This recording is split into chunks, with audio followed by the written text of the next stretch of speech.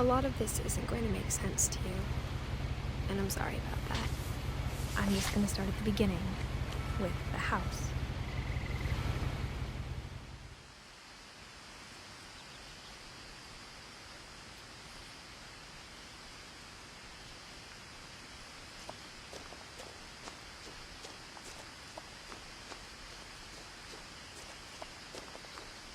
I lived here until I was 11. But I wasn't allowed inside half the rooms.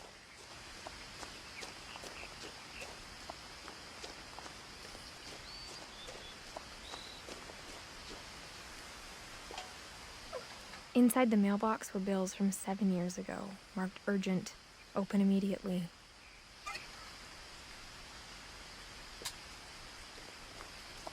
I hadn't been back since my brother Lewis's funeral.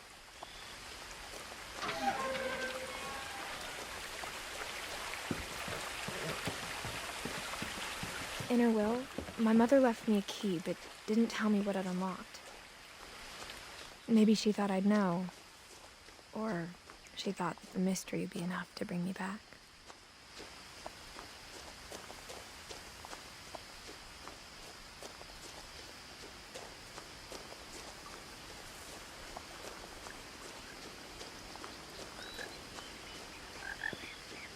The truth is, even after I inherited the house, I never thought I'd come back to it. But now I had questions about my family that only the house knew the answers to. The woods around the house have always been uncomfortably silent, as if they're about to say something but never do.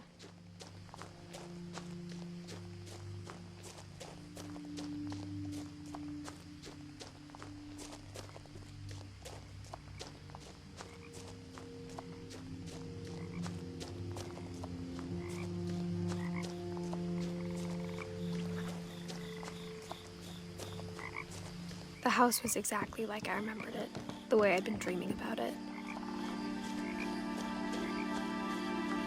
As a child, the house made me uncomfortable in a way I couldn't put into words. Now, as a 17-year-old, I knew exactly what those words were. I was afraid of the house.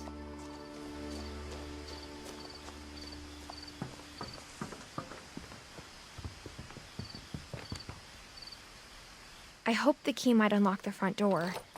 It didn't. Looking in, I felt like the house itself had been waiting for me.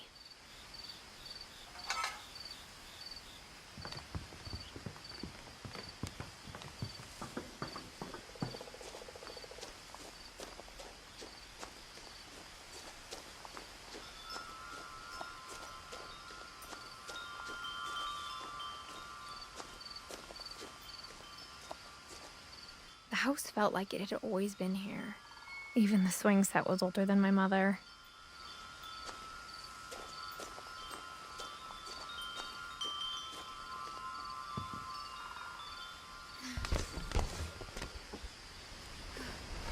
Crawling through the doggy door used to be a lot easier when I was 11.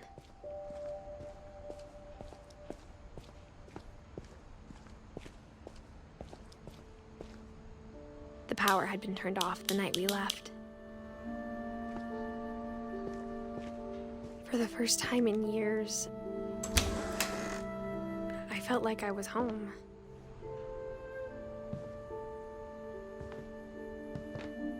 But instead of a family, there were just memories of one.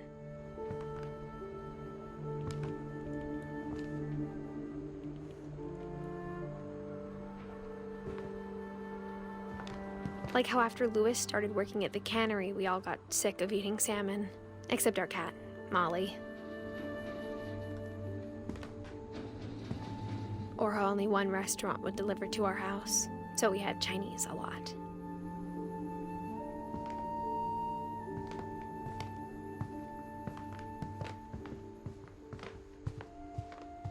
The table was still a wreck from the night we left. It was like a bomb had gone off, killing everyone but sparing the furniture.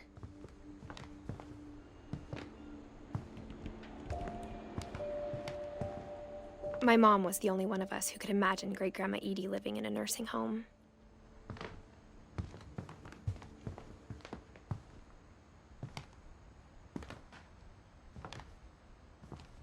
Nothing in the house looked abnormal.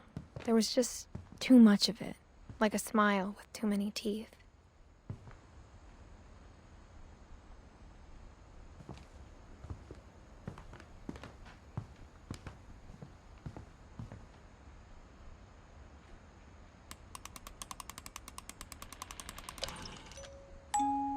Great-Grandpa Sven built a music box for Barbara, along with the rest of the house. Mom always told me to stay out of the basement, so I wasn't too surprised when the key didn't fit.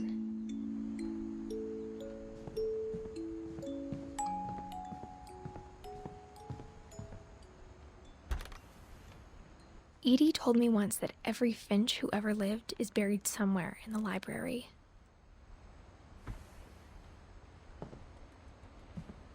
A lot of things got left behind in the whirlwind of that last night. My mom wasn't much of an optimist, but she never stopped believing that my brother Milton was alive.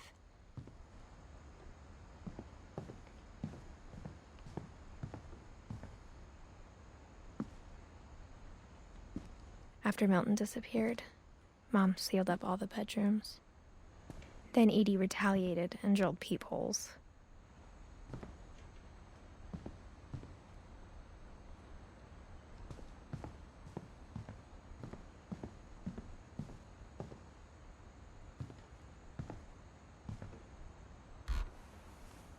The last time I was in Edith Sr.'s room, I was 10 and she was painting my portrait.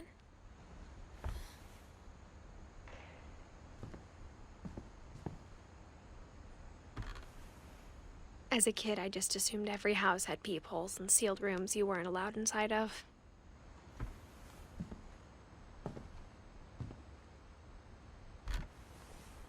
My Grandpa Sam spent 7 years sharing a room with his dead brother, Calvin.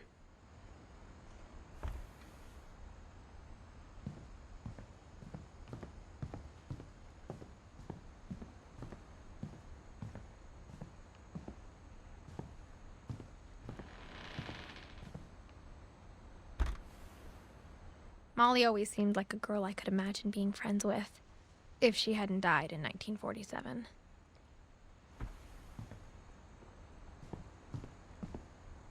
I spent a lot of time playing in Great Uncle Walter's room. I think my mom sometimes regretted not sealing it up. Louis told me there were secret passages, but I never believed him.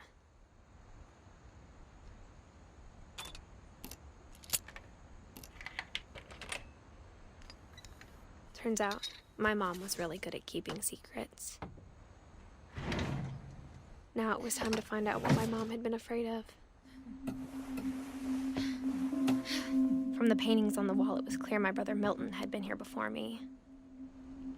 Reading this, maybe it sounds like I had a plan, but I had no idea what was behind that door.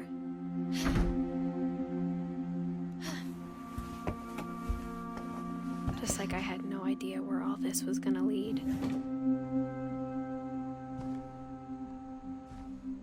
I grew up looking at Molly's room through the peephole.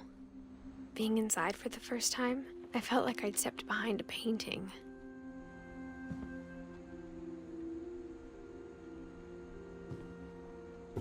Molly's gerbil had a tiny bedroom with its own even tinier gerbil cage.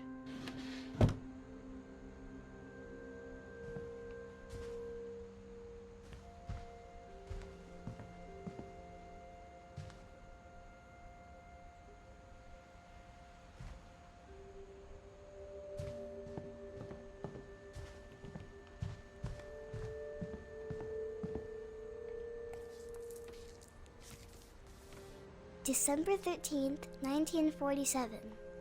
Dear Diary, I'll be gone soon, but I wanted to tell somebody about what's gonna happen. It started when Mom sent me to bed without dinner. I woke up and I was starving, so I looked around for something to eat. The gerbil food was dry, but I didn't mind it.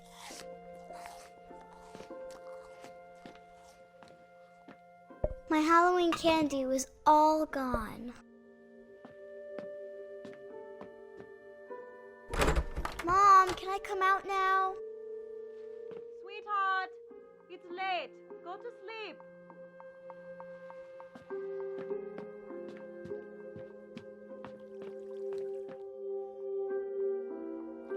I thought about eating Christopher, but I held back.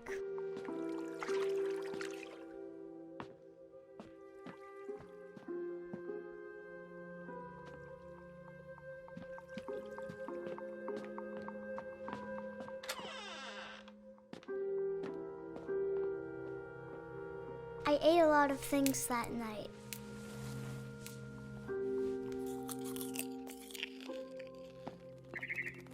I kept eating and eating.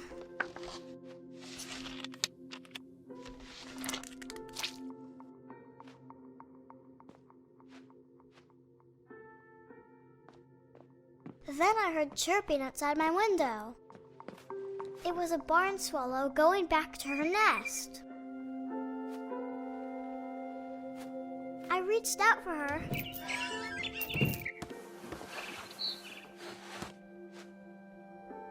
And suddenly,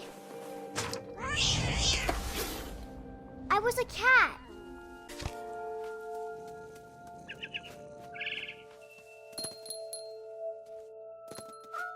I tried to be quiet, but the bird was really scared.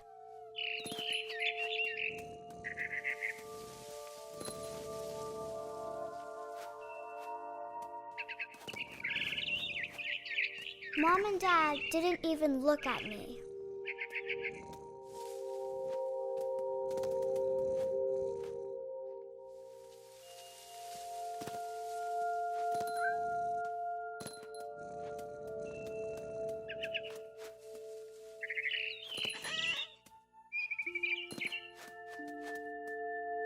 I jumped and I almost got her.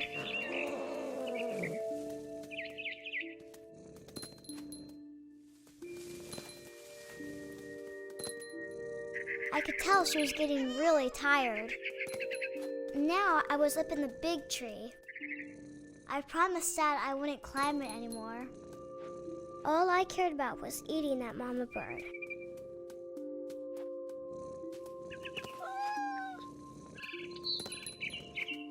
I gobbled her up. And suddenly, I was an owl.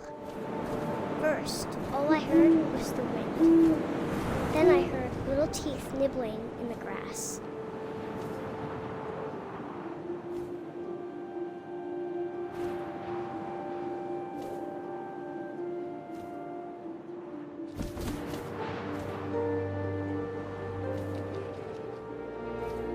Rabbits.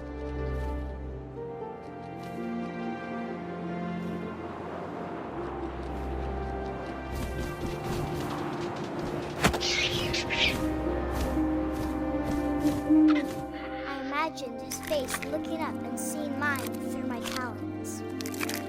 I swallowed him up, and I didn't chew one bit. Then I flew off to find something bigger.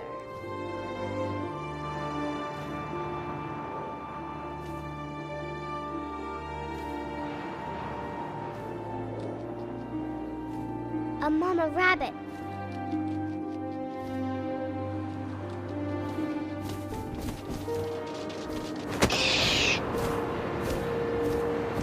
She was almost too big to carry.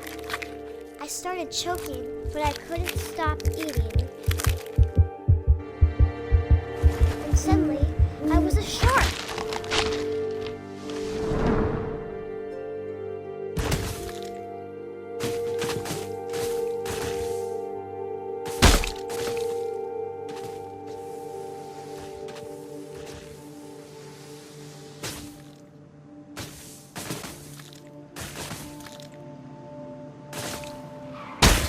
I rolled off a cliff and into the ocean. Now, I was hungrier than ever.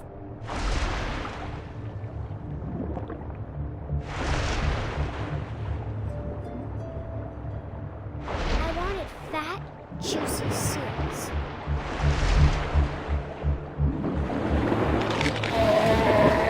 I tore off her flipper, and it tasted really good.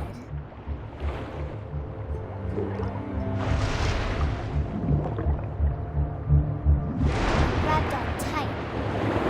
When I was so hungry, I jumped out of the water. When I opened my eyes, everything had changed.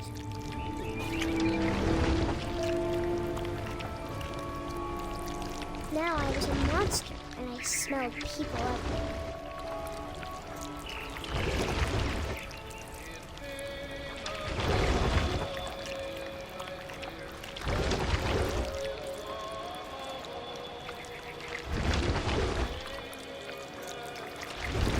I was big, but I moved real quiet.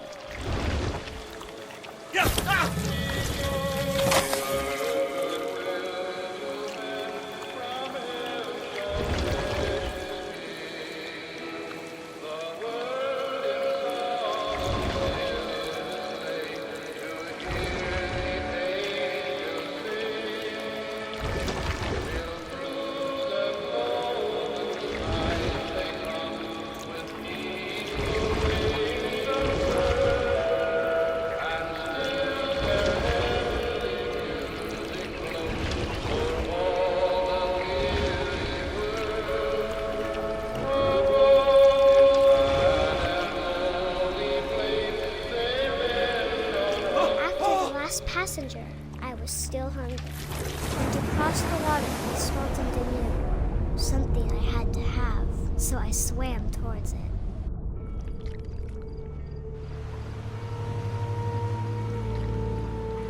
I slithered onto the sand, and the good smell went into an old pipe.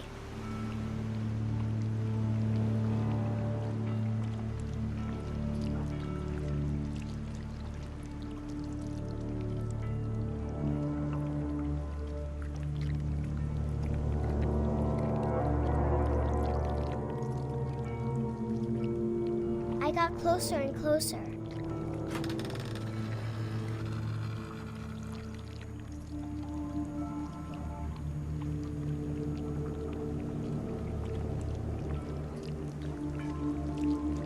All of my stomach started growling.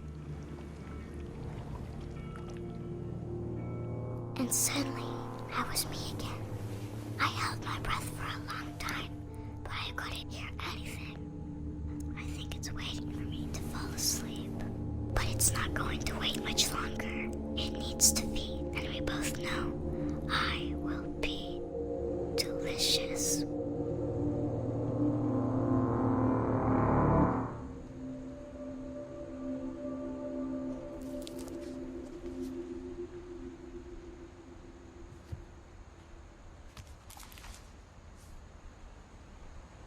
I'm not sure if I believed all of that, but I'm sure Edie would have. I got the sense Edie had spent a lot of time here, before my mom sealed the doors.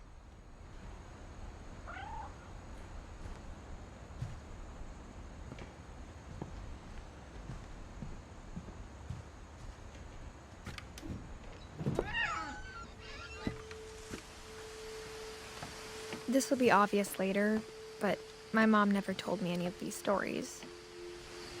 Edie would have, but Mom didn't like bringing up the past. Though, when we adopted a stray kitten, she was the one who named it Molly. I spent a lot of time in Great-Grandma Edie's room.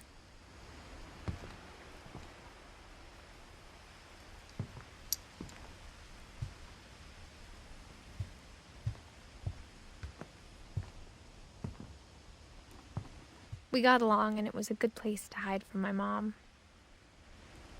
When Edie told people Sven was killed by a dragon, she could also have said he was building a dragon-shaped slide that collapsed. She could have, but she didn't. Even in her 90s, Sometimes Edie seemed a lot younger than my mother.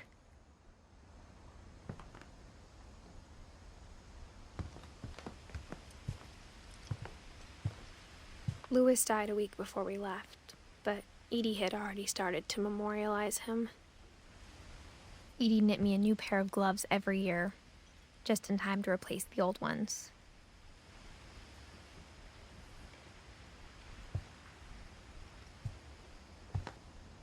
Her room was like a museum.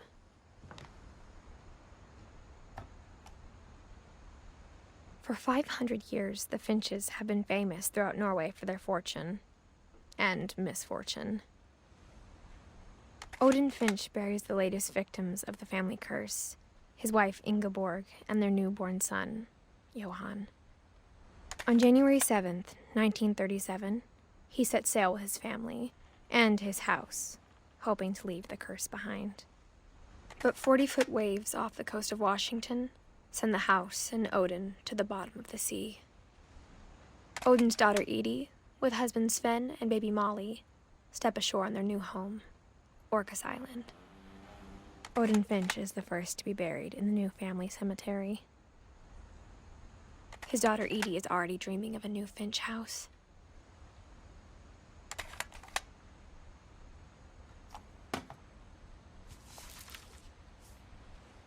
Whatever's wrong with this family, it goes back a long ways.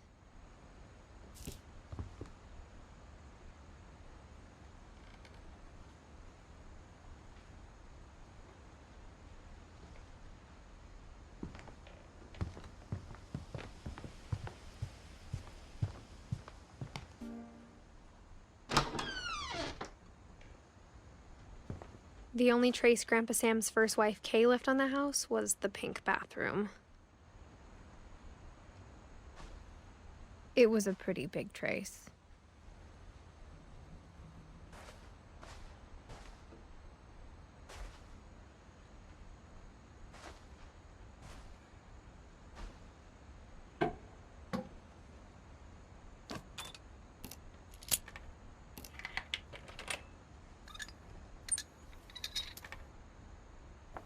There's a secret in this bathroom.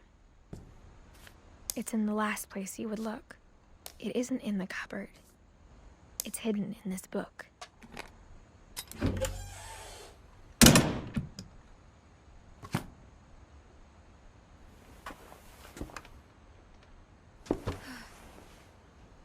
Sven gave Sam an old camera he'd refurbished.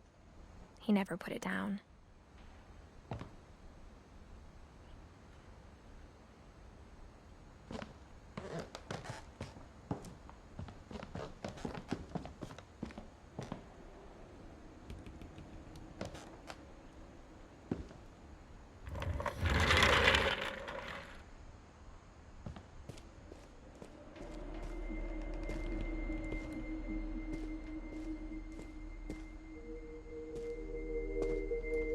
I knew Grandpa Sam had a twin, and that he never talked about him.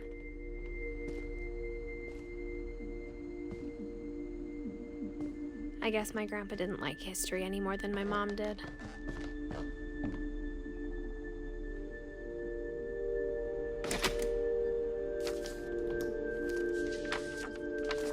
How I Want to Remember My Brother by Sam Finch. The thing I remember is that when he made up his mind, that was it. My brother said he'd die before he ate another mushroom, and he did. At Barbara's funeral, we swore we'd never be afraid again, and he wasn't. I think Calvin always wanted to fly. Sam! Calvin! Dinner's ready! Coming!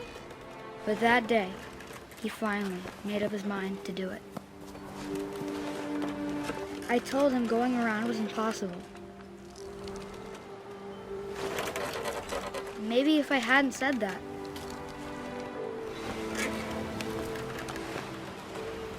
Calvin! I'm not gonna tell you again! Maybe if the wind hadn't picked up. then maybe he'd still be here. But I doubt it. I think he'd already made up his mind. That's what I want to remember about my brother.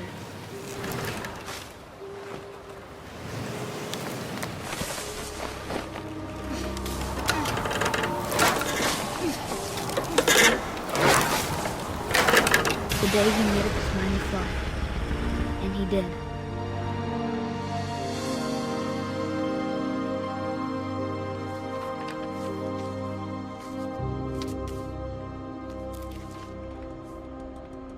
Calvin's story felt strangely familiar. When I was younger, I remember trying to do the exact same thing.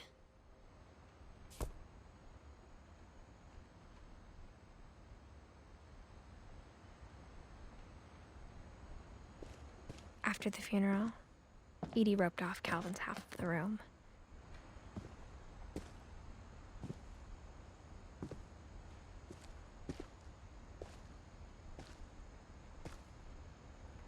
Mom said Grandpa Sam enlisted at 18 and never set foot in the room again.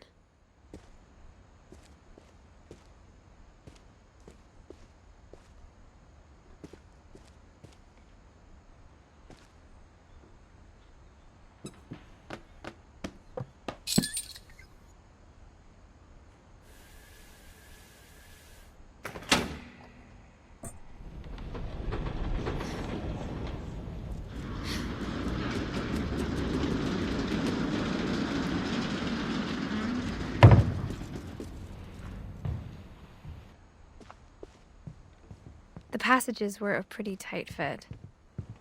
They'd obviously been built for smaller hands and bellies.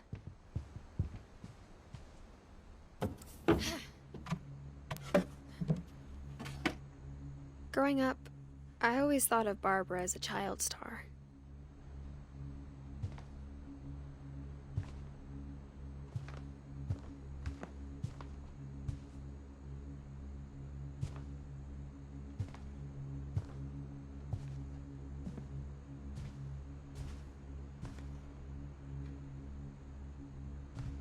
I never thought about how hard it must have been for her afterwards.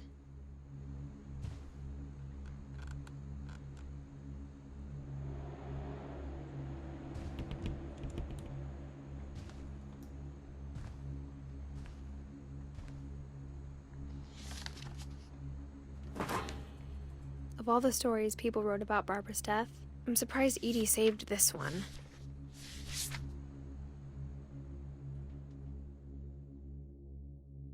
Old Jack here with another ghastly tale inspired by America's most unfortunate family.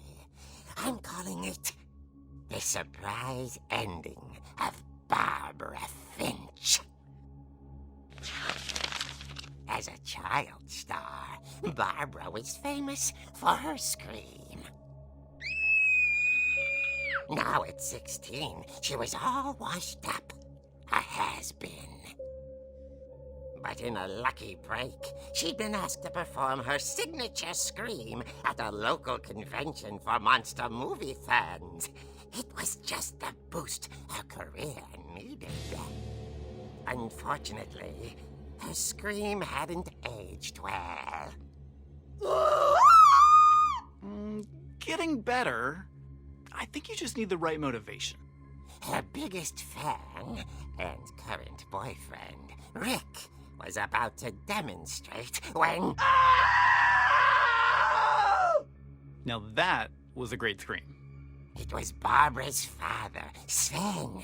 He'd slipped into a table saw and had to be rushed to the emergency room. So Barbara got stuck babysitting her youngest brother, Walter. Her convention comeback was cancelled. Okay, I'm hearing frustration, but I'm not hearing terror. What if I tried... A gang of hoodlums in Halloween masks have been terrorizing Orcas Island tonight. Police are urging residents to... That came from the basement. You're right! Also, I loved your delivery on that. Why is your basement door locked? Because my dad likes making puzzles and secret passages. There's a key hidden in the music box. The secret is to keep winding and winding until finally the key pops out. Thanks, babe. I'll be back in a sec. 20 minutes later, Rick hadn't returned. So Barbara went to look for him, right on cue. She reached for the music box.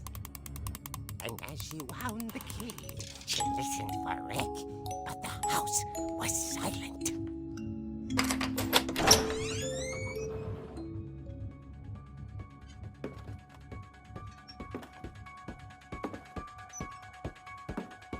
She found Rick's crutch and imagined the worst.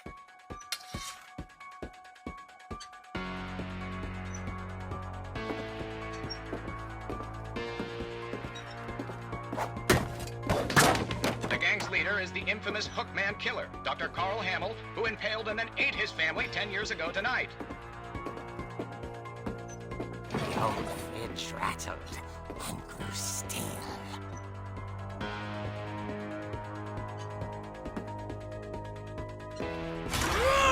Oh dear!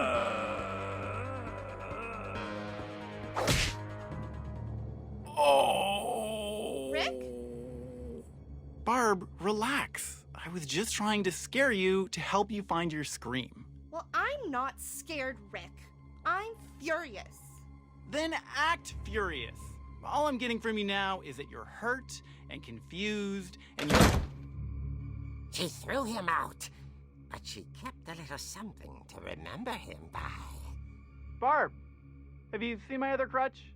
And she was still holding it when she fell asleep watching the late picture show. Hours later... Barbara! Walter, what's going on up there? Ah! Okay, I'm coming up, but if this is a trick, you're dead, Walter.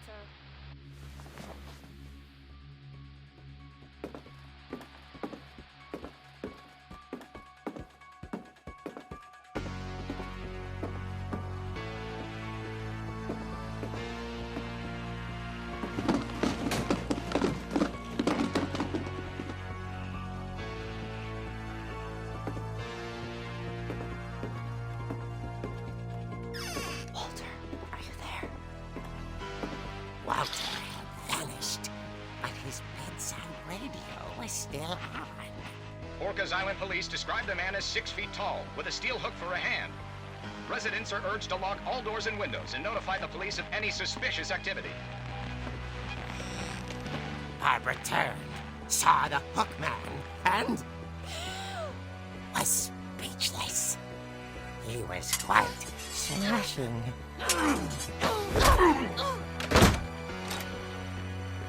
And he was. He couldn't get enough of Barbara. Okay, Barbara, there's gotta be another way out of here. Not. She played her part beautifully.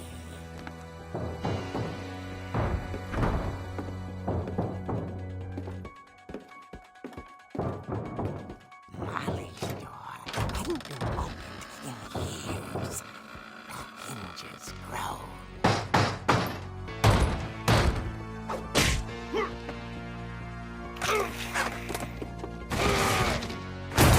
He wasn't moving, but she sensed the story might not be over yet.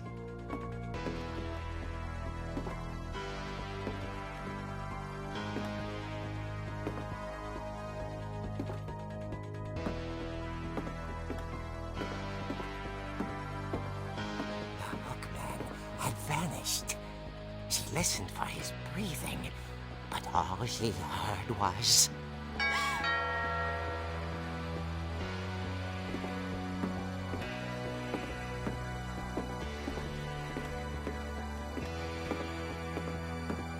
At the door, she heard whispering.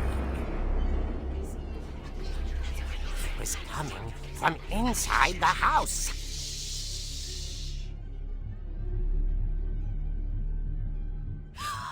Oh dear.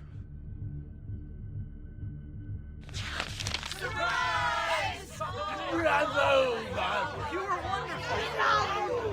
monsters had come to surprise her. For Barbara, it was a dream come true.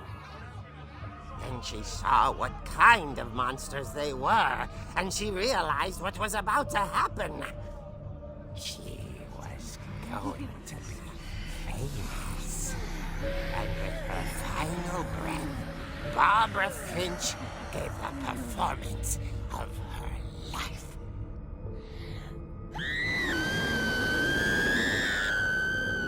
I wasn't there myself, but I hear Barbara was magnificent. Poor girl. She had a taste for stardom. But unfortunately, so did her fans. Of course, the police blamed it all on poor Rick, who disappeared the same night. And little Walter? Hiding under his bed the whole time. He took it all pretty hard, but that's another story. As for Barbara, tucked inside the music box is all they ever found of her. Her ear. Now that's what I call a real eerie tale.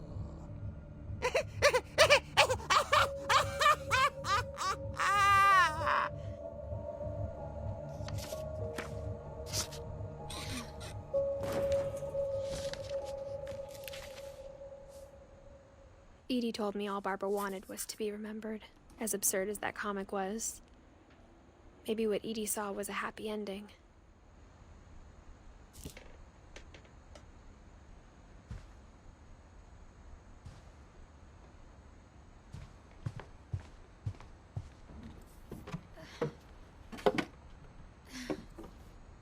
I guess now I know why Mom didn't like me playing with the music box.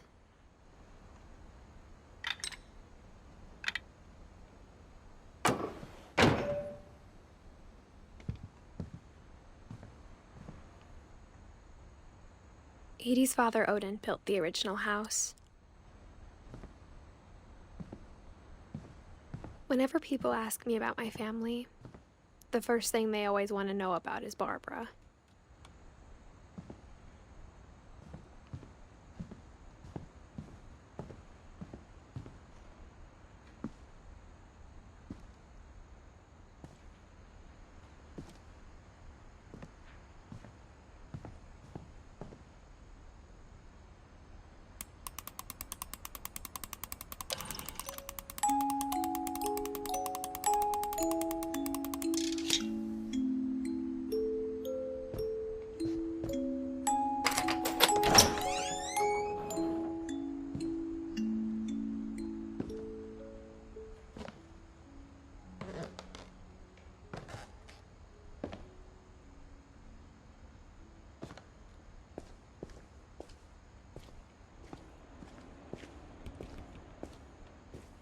Mom said the basement was off limits, unless I wanted another tetanus shot.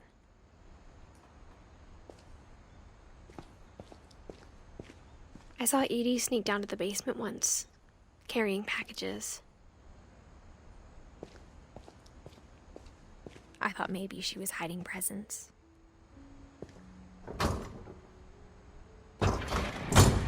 It turned out she was hiding a lot more than that.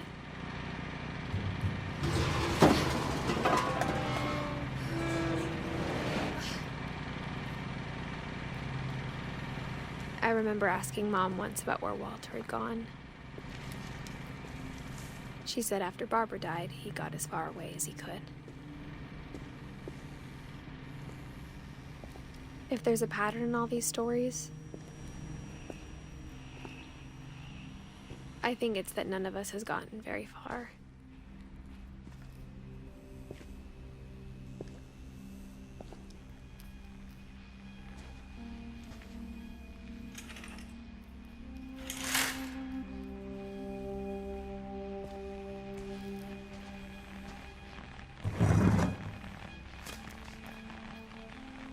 Goodbye, everyone. I can't believe I've been down here for 30 years.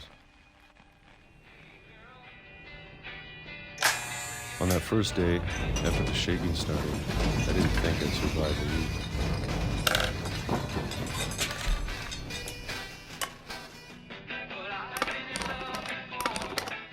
But after a few days, I settled into a routine. That's what kept me sane. Having a schedule, living for today. I always expected to be dead tomorrow. But if you wait long enough, you get used to anything.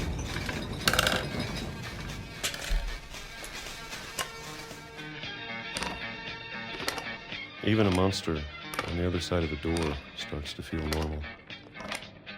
Almost friendly.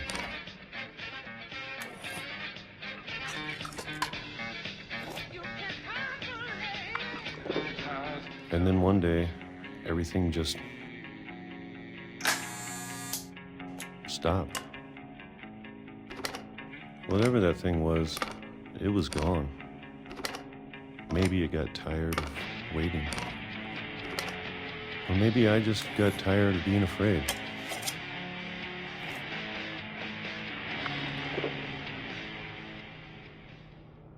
It's been a week now, the longest in 30 years. I'm done waiting. I have to leave while I still can.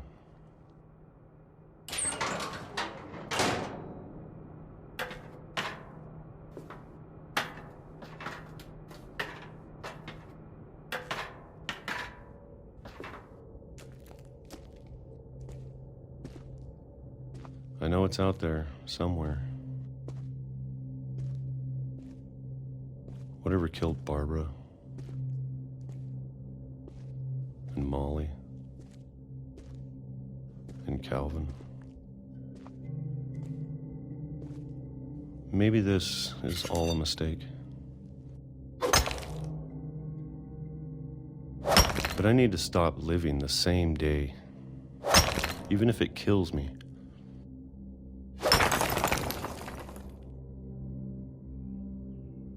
Whatever's out there, I want you to know I'm ready for it. I'm going to appreciate all of it, especially the food. I don't mind if I only have a year left, or a month, or a single week. I'd be happy with one more day. I can already imagine the sun on my face.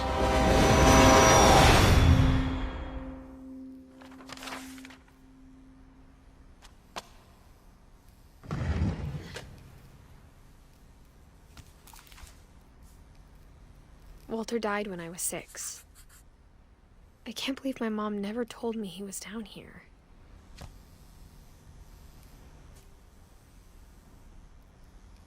I'm sure my mom was trying to protect me.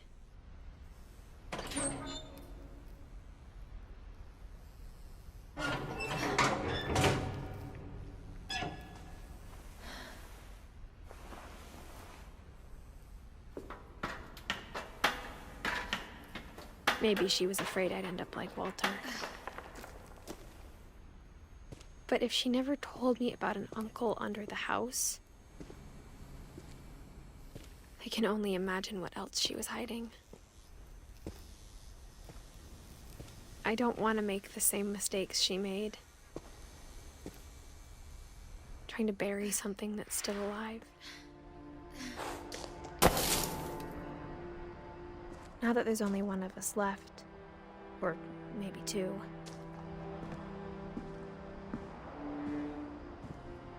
I thought it was time I heard the stories for myself and found out what happened to everyone else.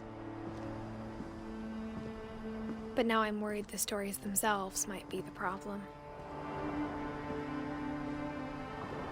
Maybe we believed so much in a family curse, we made it real.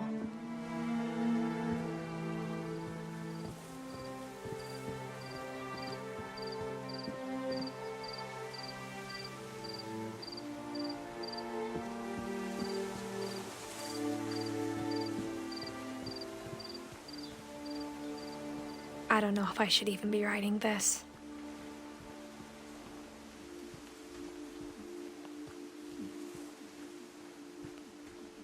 maybe it'd be better if all this just died with me.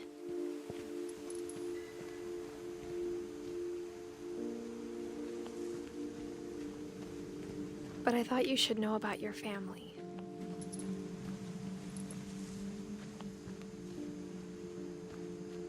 And the history you're a part of. Though to be honest, I feel as lost as you probably do right now.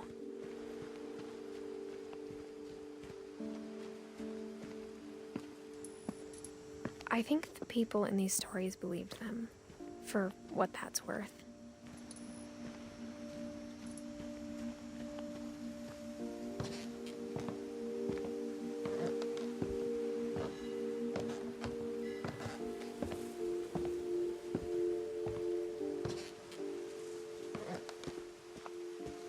And when you look at the house, that history of imagination and stubbornness and madness, any of it seems possible.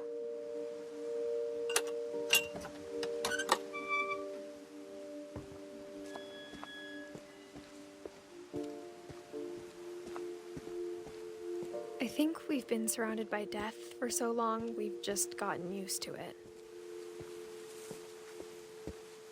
What kind of family finishes building a cemetery before starting the house?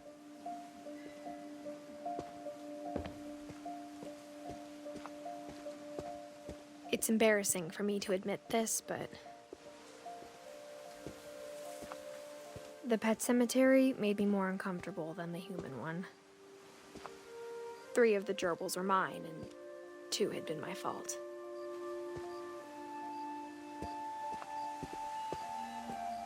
Sven built the house, but it was Edith who designed the cemetery.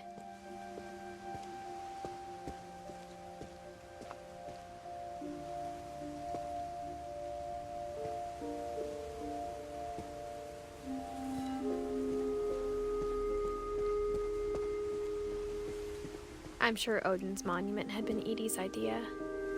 My mom was always trying to move on, but for Edie, the past never went away. She could see it poking out of the water at low tide.